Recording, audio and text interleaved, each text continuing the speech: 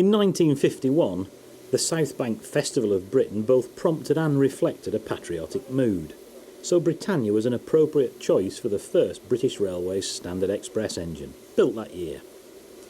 The name also reflected the newly unified state of our railways. Nationalisation had taken place just 3 years before. This was not at all an easy time for the railways. The war had left the system on its knees and in desperate need of colossal investment. In its place came massive political and organisational turmoil. Against this unpromising background, Robert Riddles was charged with designing a complete new range of standard steam locomotives.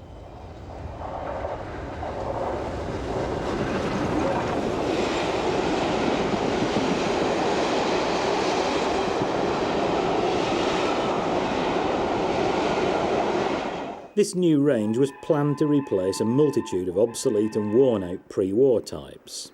The Britannias, designated as a mixed traffic Class 7, were the first, the best known, and amongst the most successful of them.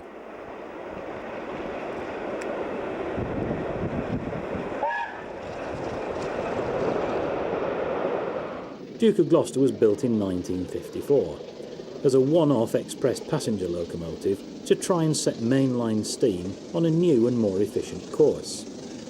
Results were mixed, but sadly, the end of the steam era was already being plotted, and follow-up trials and modifications were not pursued.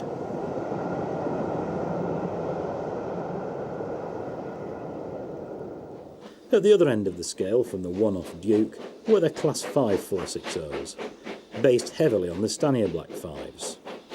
Very much a production line job with over 170 built, they were well liked and worked all over the system.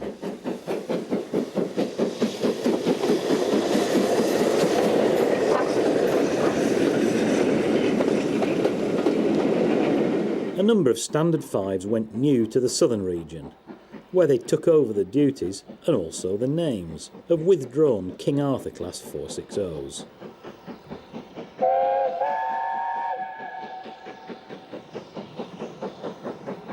Camelot heads a Bluebell railway train made up of the southern green stock which was once so typical of the area.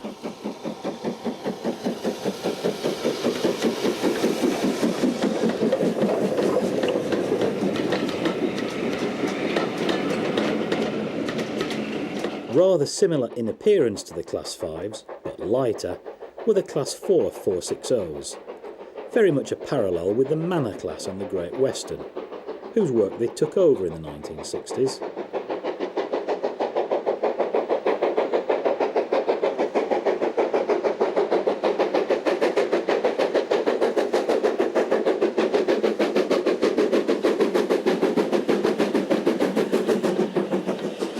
As Robert Riddle's standard classes came on stream, the need for greater economy and efficiency on the railways was growing by the day.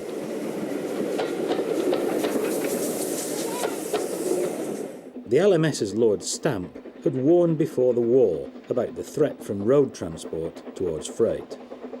By about 1950, both freight and passenger traffic were again falling alarmingly. Road hauliers prospered as never before, while the private car was now slowly coming within everyone's means. However efficient the new locomotives, steam railways were fighting a losing battle.